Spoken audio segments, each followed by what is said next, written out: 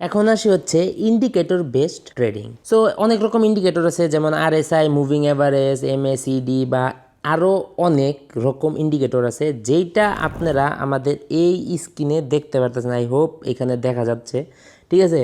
So এরকম indicator মার্কেটে থাকে। অ্যান্ড ইন্ডিকেটর কি হেল্প করে দেখেন, ইন্ডিকেটর আপনাকে আপনার প্রাইস অ্যাকশনে একটা কনফার্মেশন হিসেবে ইউজ হতে পারে। ফর এক্সাম্পল, আপনি প্রাইজের মুভমেন্ট, যে কোথায় মার্কেটের প্রাইস ট্রেন্ড চেঞ্জ হবে, অ্যান্ড মার্কেটের ভলিউম কি, ঠিক আছে, এখানে কি ওভার বাই বা ওভার সেল হইতেছে কিনা, এরকম কিছু জিনিস, কিছু ডাটা ইন্ডিকেটরের মাধ্যমে আমরা শো হয়। মেন জিনিস হচ্ছে এটা কিন্তু সমস্যা দিতে পারে প্রাইস অ্যাকশনে, কারণ এটা মাঝে মাঝে ল্যাগিং হয়, ঠিক আছে। ইন্ডিকেটর ইজ ল্যাগিং, বাট আপনি প্রাইস অ্যাকশনের সাথে এটাকে অ্যাজ এ কনফার্মেশন হিসেবে ইউজ করতে পারেন। এই ইন্ডিকেটর আপনাদের ট্রেন্ড বোঝার ক্ষেত্রে হেল্প করতে পারে, কোথায় এন্ট্রি নেবেন, কোথায় এক্সিট করবেন, দ্যাটস ইট।